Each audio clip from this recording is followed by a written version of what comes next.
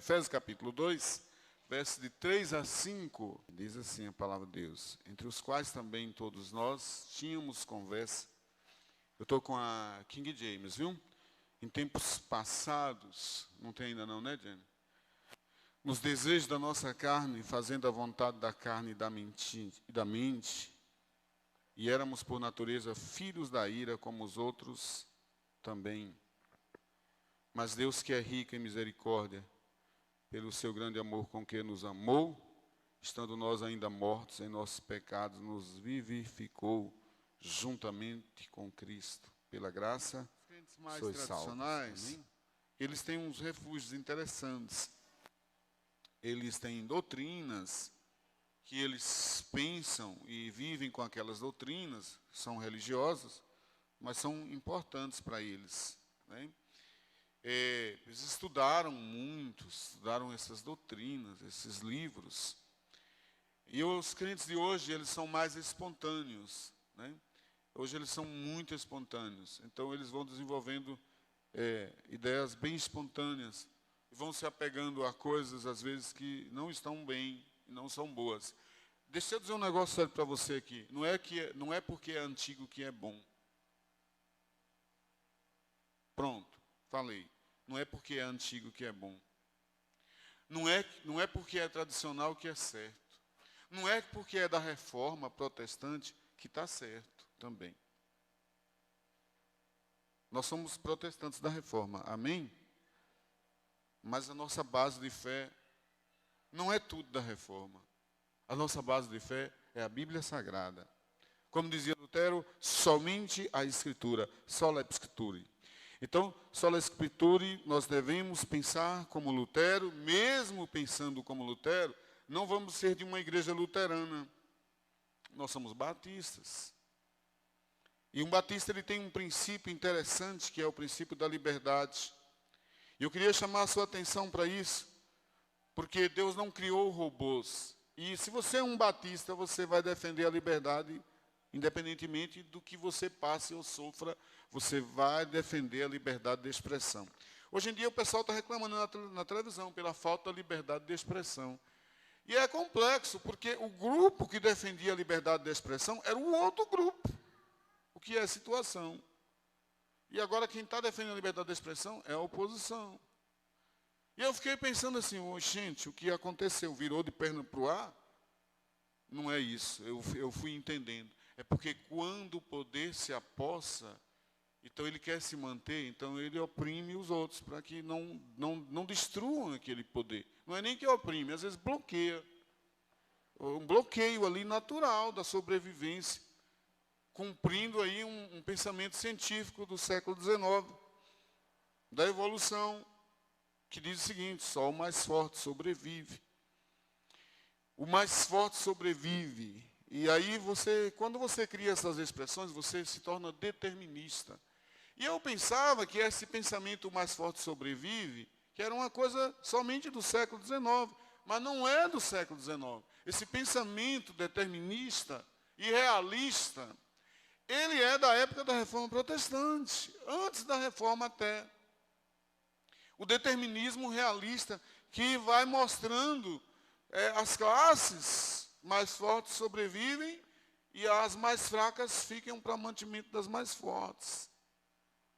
A adaptação ao meio faz com que as pessoas sobrevivam, as empresas sobrevivem porque estão se adaptando aos tempos modernos. Estive nas férias em Brasília, lá na casa da minha cunhada, do meu cunhado, eles sempre levam a gente em Brasília, fomos em vários lugares, né?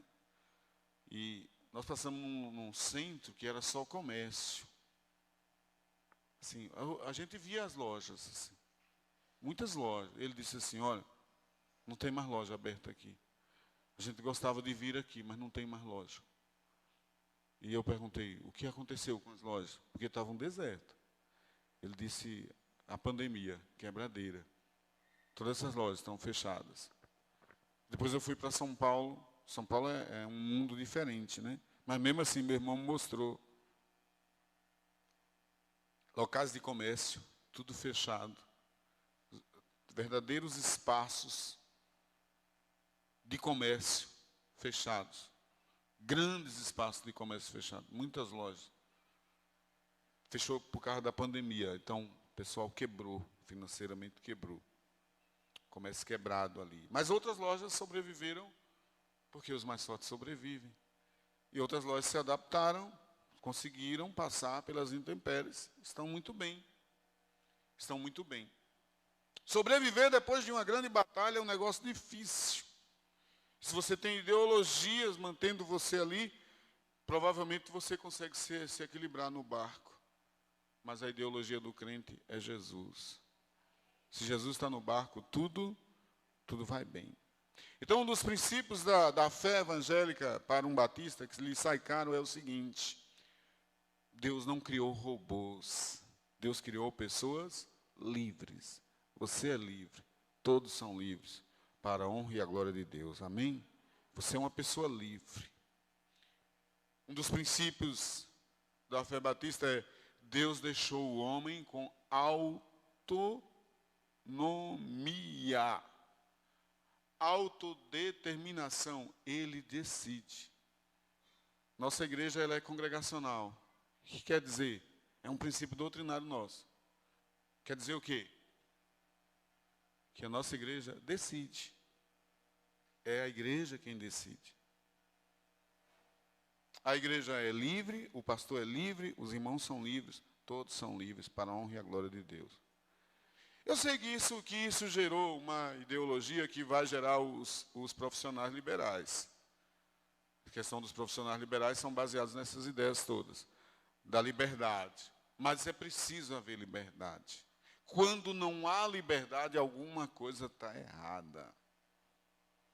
Quando a própria justiça tenta cessear a liberdade, alguma coisa está errada. E uma coisa que um pastor não pode ter é a sua boca calada, irmãos. Porque um pastor é diferente de um padre. O padre é sacerdote. O pastor é profeta, irmão. E ninguém pode calar a boca de profeta, irmão. Ninguém pode calar a boca de profeta. E eu sei que muitos pastores falaram muita besteira na internet e estão falando. Eu sei. Eu não vou aqui condenar meus colegas pastores aqui. Eu sei que eles estão falando doideira lá. Eu também vejo, mas não ligo não. Eu passo para frente, tiro de lá, mudo de lugar. Não olho. Quando eu vejo que está falando uma besteira atrás da outra, eu paro de olhar. Não vou ficar falando mal de pastor, não. Nem de denominação nenhuma, não. Eu só queria dizer o seguinte, que nós precisamos de liberdade para falar. Se a gente for preso porque está falando a palavra de Deus, o negócio está ruim. Quando vocês virem prendendo os pastores e os pregadores, ou proibindo de pregar, é o fim do mundo. Pode escrever. Eu não sou Antônio Conselheiro, não. Mas é o fim do mundo. Porque Antônio Conselheiro endoidou, achava que era o fim do mundo e disse: o sertão vai virar mar e o mar vai virar sertão. Ele estava meio doido. Aí foi lá para Canudos, o povo esculhambou com tudo lá em Canudos. Mas Canudos entrou para a história. Né? Até Itiúba entrou para a história, nessa história de Antônio Conselheiro. Mas eu queria dizer para vocês o seguinte: nossa liberdade precisa ser mantida. Primeiro que é um princípio batista, é uma luta batista mesmo. Os outros protestantes não lutaram por isso, não estavam preocupados com isso. Não tiveram essa visão. Tiveram a visão da reforma protestante. Tiveram a visão da reforma protestante, mas a maioria deles, quando se encastelaram nos seus lugares de proteção, nos seus castelos, estabeleceram outras normas, estabeleceram outras exigências, que toda aquela reforma, aquela luta pela imposição romana, não estava nem fazendo sentido. Então, dentro do próprio grupo protestante, dentro do próprio grupo da reforma, surgiram grupos, surgiram vozes que reclamaram daquilo. E essas vozes geraram igrejas que estão aqui hoje. Inclusive a nossa igreja, a Igreja Batista, mas ninguém sabe disso, né? Mas eu preciso falar, irmãos. Porque Deus não criou robôs, criou pessoas livres. Você é livre. E uma doutrina muito cara a nós batistas é uma coisa chamada, um princípio muito caro a nós batistas é uma coisa chamada livre-arbítrio. Você sabe o que é isso, livre-arbítrio? Quer dizer que você pode pensar o que você quiser. que você pode falar o que você quiser, desde que você não fira o seu próximo, né? Não prejudicar. O livre-arbítrio, mais do que um conceito doutrinário, irmão Jairo, mais do que um conceito doutrinário, é uma lógica de razão existencial. Se não é para outras pessoas, para mim é. O livre-arbítrio, irmão Douglas, ele me dá uma lógica existencial nesse mundo caído que eu estou aqui. Porque eu vejo pessoas se perdendo, pessoas não aceitando a fé, e eu sei que pela imposição de armas, eu sei que pela imposição de ideologias, eu sei que por lavagem cerebral, ninguém será salvo. Eu posso convencer uma pessoa, entrar na mente dela, fazer lavagem cerebral nela, e ela vai se converter? Não, ela não vai se converter, ela vai aderir, é um adepto. Chega de adeptos. Aqui nessa igreja não tem adeptos, ou tem, pelo amor de Deus. Aqui tem algum adepto aqui? Está no lugar errado. Nós somos servos livres do Deus vivo. Amém? Então, olha o que diz a Bíblia em Efésios, capítulo 2, verso 3. Diz assim, olha, nós andávamos no pecado, nos desejos da nossa carne, fazendo a vontade da carne, da mente. E éramos, por natureza, filhos da ira. Olha o que diz Efésios 2, o verso 3. Diz que Deus não levou em conta a nossa vida passada de pecados. A Bíblia judaica diz assim, Deus não levou em conta nossos atos de desobediência do passado. Paulo fala, Deus não levou em conta as coisas erradas que a gente fez. E a gente fez muita coisa errada. Eu sei que quando eu estou falando assim, a pessoa olha para mim achando que eu fui uma peste, um trem ruim aí. Eu nunca prestei mesmo, mas não fui nada assim não, viu? É o jeito do pastor falar aqui. É bom se a pessoa achar que foi, não tem problema não. Eu nunca fiz nada errado assim, exagerado não. E nem tenho, nem tive vontade, viu, Nildo? Nem tive vontade. Eu me converti aos 14 anos e fui para a igreja servir a Deus e até hoje. Para a honra e a glória do Senhor. Eu podia subir para o céu agora na carruagem de fogo, sabe por quê? Eu nunca fumei, nunca bebi, nunca me droguei, nunca matei, não adulterei. Eu não podia subir para o céu na carruagem de fogo? Podia ou não podia? Não matei ninguém, hein? Aceitei Jesus, me batizei. Por que eu ainda estou aqui? Porque eu sou um pecador igual quem já adulterou, quem já enganou, quem já mentiu, quem já se drogou, quem fumou, quem bebeu. Eu sou a mesma coisa, só que Deus me redimiu aos 14 anos. Aí eu fico contando essas histórias aqui, uma vez o cara falou assim, também você bebeu um bocado de tempo, não foi? Você bebia muita pinga. Eu nunca bebi, meu amigo. Eu nunca bebi, nunca usei droga, nada. Se falar assim, você deve ter sido um terrível, andava naqueles ambientes pecaminosos. Não, eu nunca andei, não. É sério, nunca. O ambiente em que eu vivia era assim. Provavelmente eu fiquei com um jeito, com a cultura deles, o jeito de falar deles, assim, os argumentos deles. Mas eu nunca fui nada disso, não. Eu sempre fui consagrado ao Deus Altíssimo, glória a Deus. Mas uma coisa assim que eu admiro muito, assim, os irmãos que falharam muito são os que eu mais admiro. Os que mais erraram são os que eu mais admiro, aqui na igreja. Os que não acertaram muito, os que erraram muito. Os que tentaram consertar as coisas. Erraram, mas não ficaram parados. Tentaram consertar. Eu admiro esses irmãos, essas irmãs. Tenho respeito por esses irmãos, de uma forma que eles nem sabem. Eu só não vou adorá-los. Mas eu amo demais minhas irmãs, essas irmãs que elas passaram por lutas, até de serem até mal conceituados, né, na sociedade, às vezes por situações, por escolhas. Sim, mas elas hoje são lavadas e remidas pelo sangue de Jesus. São minhas irmãs, são meus irmãos aqui, que eu tenho um prazer de dizer, meu irmão, minha irmã.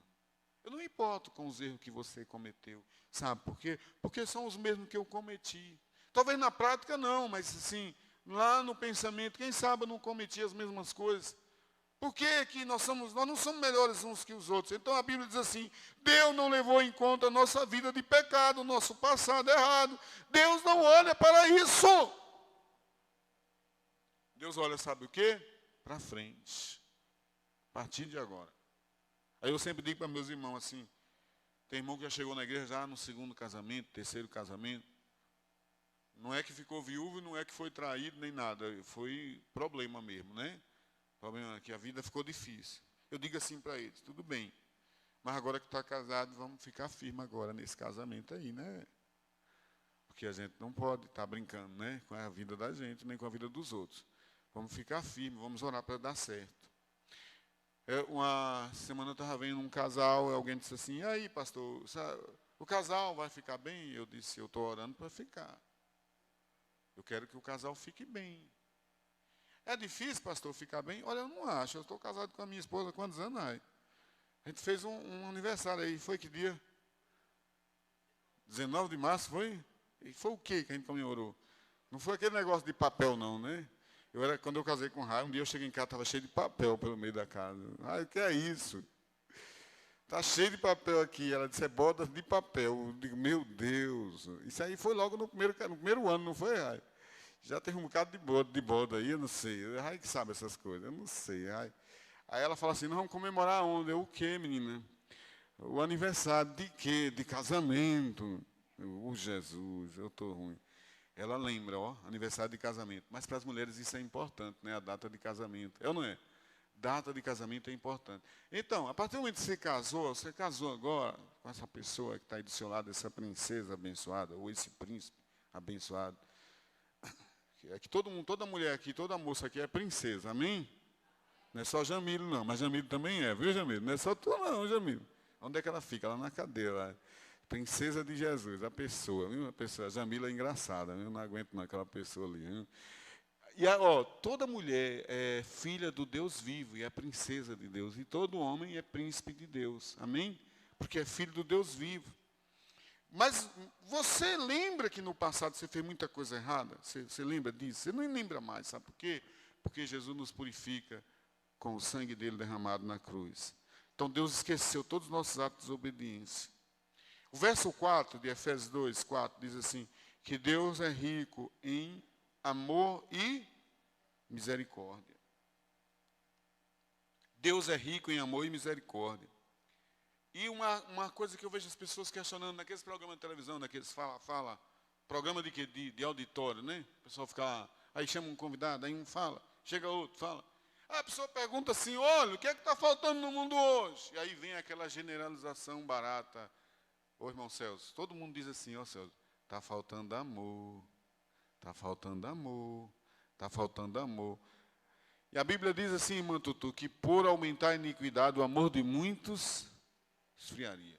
As pessoas cobram amor, mas não estão dando amor. Falta amor.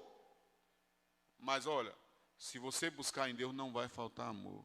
Porque Deus é rico em amor e misericórdia. O amor está em Deus. Nosso amor está em Deus. Então, o livre-arbítrio é mais do que um conceito doutrinário. Deus nos amava tanto que nos deixou livres. Outro dia eu estava conversando com um irmão, outro dia não, já faz tempo isso. E ele era de uma outra igreja, de confissão, de uma outra confissão. E aí ele veio com aquela discussão teológica, que eu nem, sinceramente, eu gosto demais de uma discussão teológica com outro pastor da minha denominação, pastores da minha denominação, eu gosto. Eu fiz muitos concílios de pastores, muitos pastores aí da nossa associação, que são pastores, eu que fiz o exame, eu era o examinador. Não parece não, né? Porque os irmãos nunca sabem dessas coisas, né? Eu que fazia os exames, assim. Não é vaidade nenhuma, eram os outros pastores que me mandavam fazer. Desde aí vai fazer o exame. Eu não sei nada de teologia, mas eu fiz muitos, né? Participei de muitos concílios. Eu estou dizendo isso aqui para não achar que eu sou um caipira qualquer. Mas eu sou um caipira qualquer mesmo, né? Não é da conta de ninguém, entendeu? O cara que veio lá da roça e quer falar as coisas. Mas eu não gosto de discussão teológica com qualquer pessoa, com todo mundo. Não gosto. Como não gosto de discussão acadêmica com todo mundo. Eu dou aulas, às vezes, como professor na faculdade, no colégio. Sei lá o que é que o pessoal está conversando, mas eu não quero aquela discussão, porque eu não quero me envolver com discussões acadêmicas, nem teológicas, de graça, porque eu sei que ali tem complexidades, tem problemas. Mas o rapaz chegou assim, ele disse assim para mim, Ah, o senhor é batista, o senhor é arminiano. Eu disse, eu sei o que é que você está falando, mas eu sou filho do Deus vivo, lavado e remido pelo sangue de Jesus. Ele disse, eu sou calvinista, mas eu sabia o que ele estava dizendo. É porque realmente os calvinistas não gostavam dos arminianos. E causaram muitos problemas para os arminianos. Mas arminianos não querem dizer que são batistas ou assembleanos, ou os novos evangélicos que tem hoje em dia, que a maioria deles são arminianos, sim. Tem essas ideias arminianas do livre-arbítrio. Quando tem a ideia do livre-arbítrio, geralmente a gente pensa que é assembleano ou batista, né? Ou batista ou assembleano. Não, é uma ideologia que surgiu por uma necessidade, que a reforma protestante não resolveu, mas que tem na Bíblia, né? O Armínio, ele era holandês, estudou lá em Genebra, né? Naquela época os teólogos iam estudar em Genebra, que era o berço do protestantismo, né? E ele teve como professor Teodoro Beza. Teodoro Beza foi o sucessor de Calvino. O sucessor de Calvino, lá em Genebra. E o Armínio foi para lá estudar. O nome dele era Jacó Armínio, né? Jacó Armínio. Foi estudar lá em Genebra e tinha essas influências calvinistas nele. Mas o problema todo é porque a gente vê a história do calvinismo assim, vê alguém falando e a gente acha bonito. Eu sou calvinista, aí o cara acha bonito. Não é porque o cara está dizendo que é calvinista que ele sabe o que ele está dizendo, não. Não é porque alguém te chama de arminiano que a pessoa sabe o que está dizendo. O que é isso? A maioria dos irmãos não sabem o que é isso. Calvino, arminismo, mas eu tenho olhado no YouTube e está entrando muito conceito calvinista lá. Inclusive gente famosa falando contra o livre-arbítrio. E eu fico pensando, se meus irmãos estão ouvindo isso aqui, isso é um problema. Gente famosa. E eu notei que aquela questão de questionar o livre-arbítrio casava com muitas ideias que tem por aí hoje em dia. Que é você bloquear a liberdade de expressão do outro, que é você bloquear liberdades. E eu fiquei pensando, meu Deus, isso deve ser um plano bem maior. Tem algo por trás disso tudo, porque as grandes reformas, as grandes mudanças mentais e os grandes avivamentos da igreja se deram em momentos de embate. E a igreja ela está agora num momento pós-embate em que ela decide se ela vai ou não para o avivamento. E nós precisamos ir para o avivamento, em nome de Jesus, amém? A igreja precisa descer, mas a igreja não tem escolha.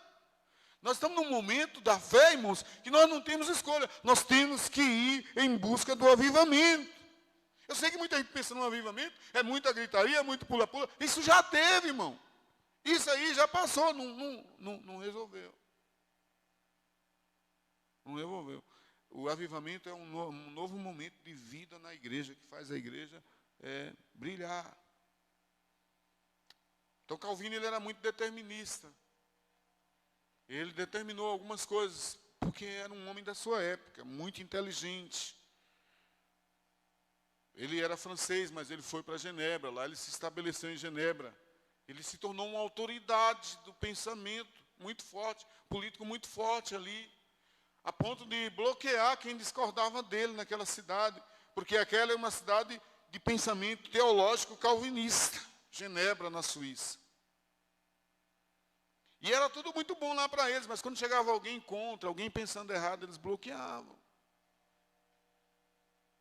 E esse pensamento determinista vai gerar o positivismo francês no século XIX. Vai caminhando aí, desde a Reforma Protestante até o positivismo francês. Foi o positivismo francês que escreveu na bandeira brasileira ordem e progresso. Aquela frase é de um sociólogo da França, chamado de Durkheim não, né, Rai? Como era o nome do sociólogo que botou lá? É Durkheim, né? Durkheim. Ó, eu queria passar para vocês o seguinte, a ideia de que nenhuma ideologia, nenhum pensamento pode suplantar a Bíblia. Mas todo o pensamento calvinista foi virando o pensamento de Calvino,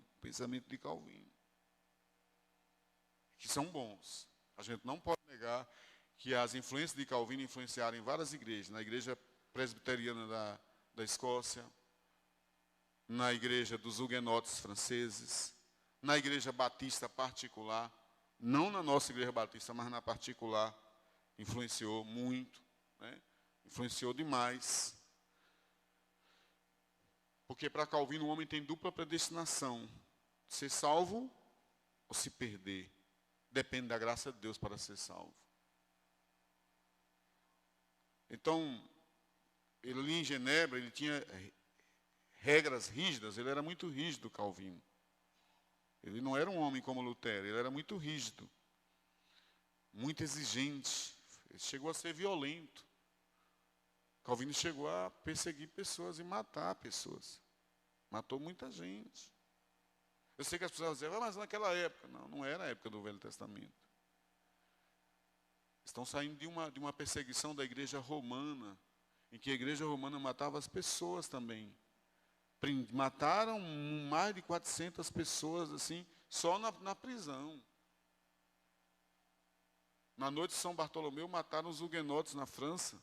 Rasgavam a barriga das mulheres grávidas, por questão religiosa, na França, a igreja de Roma. Mas os próprios protestantes também vão perseguir outros protestantes. Foi o problema de Calvino. Calvino seria uma maravilha. Eu seguiria Calvino hoje se ele não tivesse matado pessoas. Mas como ele matou muita gente, sinceramente, não. As ideias são boas, mas não, eu nunca vou dizer assim, sou calvinista. Eu não tenho uma alma calvinista. A minha alma é de livre-arbítrio, não tem jeito. Eu não posso ser. E quem é calvinista não aceita livre-arbítrio. Não aceita que você não aceite o calvinismo. Pois eu não aceito o calvinismo justamente porque eu tenho livre-arbítrio. Eu não aceito, eu respeito. Pego algumas ideias.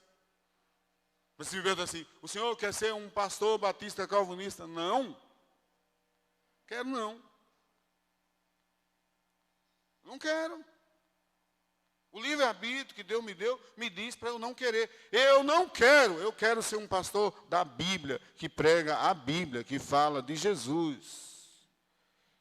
E se eu for ser um calvinista, eu não vou seguir a Bíblia, eu vou seguir as ideias de um homem. Eu não quero seguir ideias de homens. Eu não quero andar com a boca cheia das palavras de um homem. Eu quero andar com a alma cheia da palavra de Deus. Tem gente que sabe mais sobre Calvino do que sobre o que a Bíblia diz. E nós precisamos saber Bíblia. Está faltando Bíblia. E aí Armínio chega ali para estudar em Genebra. E ele se torna calvinista, mas ele diz, tem uma coisa estranha aqui. As pessoas não estão felizes, as pessoas não estão tranquilas, as pessoas estão sendo presas, estão sendo perseguidas. E Armínio disse assim, está faltando o livre-arbítrio. Falta o livre-arbítrio. Quando ele falou que faltava o livre-arbítrio, ele foi rejeitado. Todos os seus seguidores foram rejeitados. Mas o livre-arbítrio tinha o seguinte princípio em Armínio. João 3,16. Existe uma predestinação de salvação? Existe, mas João 3,16 diz que é livre. O que é que diz João 3,16? Digam comigo. Porque Deus amou o mundo de tal maneira que deu o seu Filho unigênito para que todo aquele que nele crê não pereça, mas tenha a vida eterna. Então, a salvação é para todos que creem. Quem não crê, já está no processo da eleição, como diz Calvino. Não tem problema. A eleição aí está certa. Mas Deus não já determinou que esse está salvo e esse está perdido, não. Deus não determinou, não. Deus não é determinista assim, não. É que Deus sabe de todas as coisas. Então, a predestinação bíblica em Paulo mostra a ciência de Deus. Deus sabe de todas as coisas. Mas é preciso entender o seguinte, o homem reteve a faculdade de autodeterminação. Portanto, a conversão é uma escolha, é uma decisão humana. O homem escolhe. O homem vive a complexidade de Romanos 7. Paulo diz assim em Romanos 7, o bem que eu quero fazer não faço, mas o mal faço até sem querer. Eu quero fazer uma coisa e faço outra. Isso chama-se livre-arbítrio. Nada está determinado. Deus deixou os homens livres para decidirem. Os homens são livres para escolher entre o céu e o inferno. E existe o inferno e existe o céu. O homem escolhe. É por isso que existe o apelo. E é por isso que calvinistas são contra o apelo. E é por isso que arminianos, que eles chamam de arminianos, são a favor do apelo. Porque o apelo pede o homem para decidir. O apelo manda o homem decidir. Você vai aceitar Jesus ou não? É claro, eu sei que o tempo de um culto é pequeno para isso. Mas nós cremos que o Espírito Santo de Deus convence o homem do pecado, da justiça e do juízo. Amém? E nós cremos também, como Jesus disse, vinde a mim todos vós que estáis cansados e oprimidos, eu vos aliviarei. Que a salvação é um chamado. Há um chamado e você atende ou não o chamado. Jesus nunca obrigou ninguém a andar com ele, ele chamou. Ele chamou os discípulos para andarem com ele. Ele disse assim, vinde a mim e eu vos farei pescadores de homens. Vocês são pescadores de peixe, mas venham comigo para serem pescadores de homens. E eles foram. Ninguém seguiu Jesus sem que ele chamasse. Ele chamou. Ele chamou Mateus, ele disse, venha comigo. Ele chamou Levi e disse, segue-me, que é o mesmo Mateus, segue-me. Jesus chama você. Você segue se você quiser. Você não é obrigado a seguir. Jesus chamou muita gente. Um rapaz chegou para ele e disse assim, Senhor, eu não vou te seguir agora não. Deixa primeiro enterrar meu pai. O outro disse assim, Jesus chamou, né? O outro disse assim, Senhor, não posso te seguir não, vou ter que vender as coisas lá em casa. Mas quando Jesus chamou Zaqueu, ele desceu da árvore e foi correndo receber Jesus em sua casa. E ele era um homem muito rico. E Mateus também era muito rico. Mas Jesus se hospedava na casa de um homem muito simples, chamado Lázaro. Jesus andava com todas as pessoas, inclusive com as crianças. E as crianças foram a Jesus, os discípulos queriam proibir as crianças de ir a Jesus. Ele disse, deixai vir a mim. Olha como é o apelo. Deixai vir a mim as criancinhas, porque delas é o reino dos céus. Ou seja, Jesus já veio ao nosso encontro. Agora nós vamos ao encontro dele. É uma escolha. Mas você é livre para pecar também se quiser. Eu vejo, irmãos, as pessoas pecando, cometendo erros. Eu não posso prender quem peca. Já pensou se a polícia fosse prender todo mundo que peca ou que faz coisa errada? Não ia ter cadeia. Não tem cadeia para prender todo mundo não, irmão.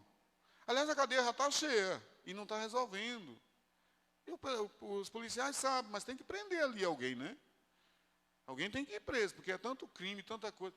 Eu não sei o que vai acontecer com tanto crime, tanto absurdo, tanto assalto. Não tem espaço nas cadeias. As pessoas teriam que decidir não assaltar, não roubar, não mentir. Mas não tem jeito. Que dia foi o dia da mentira? Foi ontem, foi? Dia do cão. O cão é o pai da mentira, né? Dia da mentira. A pessoa escolhe se vai mentir ou não. Né? As ideias de Armínio foram rejeitadas pelos calvinistas. Eles convocaram um sínodo de Dort, na Holanda, no dia 13 de novembro de 1628. E lá eles rejeitaram tudo. Né? Armínio já tinha morrido. E os seguidores dele que foram convocados chegaram lá como réus. Que tal? O povo crente réu para os outros crentes. Tome cuidado. Quando você vê crente prendendo outro crente, levando a juízo, processando, é fim do mundo. Olha o que a Bíblia diz. O pai vai entregar o filho, e o filho vai entregar o pai. E um pastor vai entregar outro pastor, e um crente vai entregar outro crente. É tudo traíra. Trairagem. Nós temos que amar os irmãos e ser leais. Que o espírito de trairagem não vive em nosso meio. Nós não devemos ficar falando mal dos nossos irmãos de outras doutrinas, de outras igrejas, assim, de graça, de pastores. Entre a gente pode discordar, mas a gente não pode. Nós temos que deixar as pessoas livres. Eu sou amigo de muita gente que não faz o que eu faço na igreja, né? Eu sou amigo de gente que salta fogueira, de gente que usa água benzida, água ungida, é tudo meus irmãos. Eu não concordo com aquelas coisas. Fazer o quê? O irmão está com aquilo lá. Eu já fui fazer casamento naquela igreja que as irmãs usam aquele véu. E aí eu levei um tempão para entender que lá eles não gostam de pastor, mas eles me chamavam para fazer casamento, então gostavam de mim. Então eu ia lá, entendeu? Eles diziam, esse pastor aqui a gente gosta. Aí depois um dia eu encontrei um, disse assim, pastor, a gente gosta do senhor, sabe por quê? Eu disse, por quê? Porque o senhor trabalha. Eu digo, oxe. Eu disse, mas todo pastor trabalha. Não, o senhor trabalha mesmo. Eu disse, a reforma protestante ela mandava as pessoas trabalharem. Todos os protestantes trabalhavam. Todos os pastores protestantes trabalhavam. Eu falei de Comênios no início, eu tenho um propósito. Comênios, ele era um professor, ele trabalhava porque o espírito da reforma era esse. Ele precisava trabalhar. E ele influenciou na pedagogia de Piaget, que influenciou na pedagogia de Vygotsky. Nós temos que parar com esse protestantismo que não faz nada, que não gera nada. E nós precisamos gerar coisas para a sociedade. Os protestantes antigos, inclusive Calvino, inclusive Lutero, eles geraram coisas para a sociedade. Calvino cometeu muitos erros, eu sei, mas gerou coisas boas também. E o que nossa igreja está gerando hoje, nosso povo está gerando hoje na sociedade? Nós geramos ideias boas, assim, de fé, de que tudo vai dar certo, que você vai vencer. Eu sei. Nós melhoramos a economia em um certo tempo, a própria revista Veja disse isso.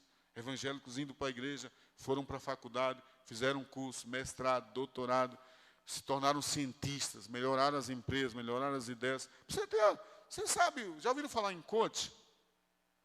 Ouviram falar? Aqueles profissionais, eles geralmente são psicólogos. Geralmente são psicólogos ou terapeutas. A maioria daqueles coaches são evangélicos. Eu sei que muita gente não gosta, que água com açúcar, não é água com açúcar, não. Eles têm um trabalho sério. Eles têm um trabalho profissional muito sério. É que eles lidam com empresas, com motivações, não é isso? Alguns exageram. Mas é um serviço importante o coach. Eu gosto de coach. Não gosto de tudo, né? Mas eu gosto de coach também. Eu gosto de estar lá num lugar que o cara me bota para dançar, pular, quebra jarro no chão. Uma hora eu vou quebrar umas coisas aqui também. Vou dar uma de coach aqui uma hora dessa, né? Eu gosto, entendeu? Eu gosto porque eu saio dali diferente, né? Eu já participei de uma reunião com o coach que eu saí de lá com o olho vermelho. Hoje eu vou botar para quebrar. Depois eu fui entender que aquilo era um momento, né? Era uma situação, que eu tenho que pisar no chão, tem que ter realidade. Os protestantes, eles pisam no chão. Um batista tem que pisar no chão e ter o coração no céu.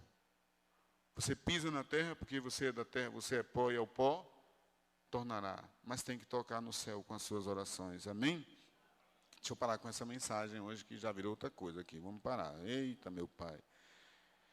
Eu queria dizer para vocês o seguinte, nós não podemos reduzir Armínio e Calvino sob a ótica de outros conceitos somente. Eu sou batista, eu vou bater em Calvino.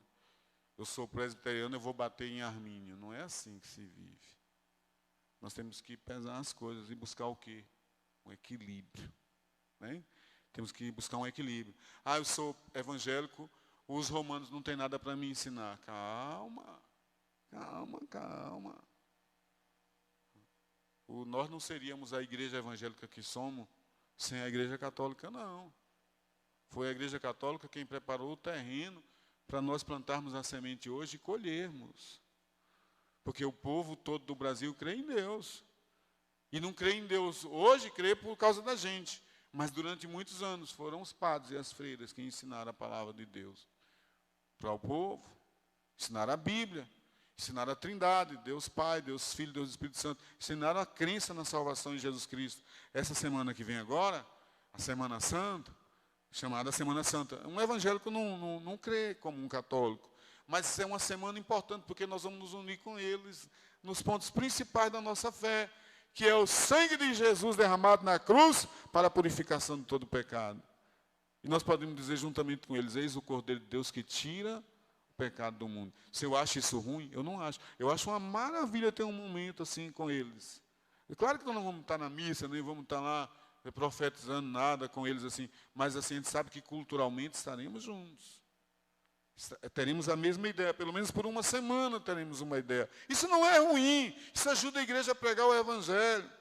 Isso ajuda a igreja a testemunhar da graça maravilhosa de Jesus. E aí eu vou para o terceiro ponto, falar da graça. Efésios 2:8. Pode abrir sua Bíblia. Na nossa última leitura de hoje, que não foram muitas, né? Tem dia que a gente lê mais, né? Então, Deus nos salva por sua graça maravilhosa. Efésios 2:8, que diz o quê? Porque pela graça sois salvos. Por meio de quê? Da fé. Não é isso? E o verso seguinte diz, não vem das obras, a salvação não vem das obras para que ninguém se glorie. Não é isso? Então, a salvação é graça. Não é religião na cabeça da pessoa. É o Espírito Santo no seu interior mais profundo. É Deus em você, é a presença de Deus em você. Jesus disse uma palavra que a gente nunca pode esquecer quando a gente fala de liberdade. Em João 8,32, ele diz assim: conhecereis a verdade vos libertará. João 8,32, 36. Diz, se pois o Filho vos libertar, verdadeiramente sereis livres. Então Deus não leva em conta a nossa vida passada de pecados. Deus não leva em conta nossos atos de desobediência do passado. Deus nos salva por sua graça maravilhosa. O livre-arbítrio é uma liberdade individual. O livre-arbítrio não é apenas um pensamento ou uma ideologia, mas é um estilo de vida de quem quer entender a vida complexa de um ser humano. O livre-arbítrio está na Bíblia, pastor? Está na Bíblia, mas não está escrito lá na Bíblia. Livre-arbítrio. Mas Jesus nos dá a liberdade. Amém? Jesus nunca obrigou ninguém. Jesus nunca obrigou nenhum a fazer nada. Deus nunca obrigou. As pessoas aceitam ou não. A pessoa tem o direito. Ela tem o direito de dizer, eu aceito Jesus como meu Salvador. E também tem o direito de dizer, hoje não. Vou pensar. Vou refletir. Tem o direito. Não sei se vai ter tempo. Mas direito tem. Você tem o direito. Você tem esse direito dado por Deus e Ele não nega para você. Jesus diz assim, vinde a mim, todos vós estáis cansados e oprimidos, eu vos aliviarei. Mas você só vem se você quiser. E Jesus lhe chama hoje. A Bíblia diz, hoje mesmo se ouvides a sua voz, não endureçais o vosso coração, como em Meribá, no deserto. Hoje nós cremos em Jesus. Eu espero Jesus. Todo dia eu espero. Eu sei que todo irmão espera. Todo dia nós oramos e sabemos, Ele vai voltar. Todo dia nós oramos e sabemos, Jeová está aqui em meu coração, porque Ele é o Emanuel, o Deus que está conosco. E Ele está aqui agora. Estará sempre conosco, todos os dias, até o final dos tempos. Que Ele nos abençoe.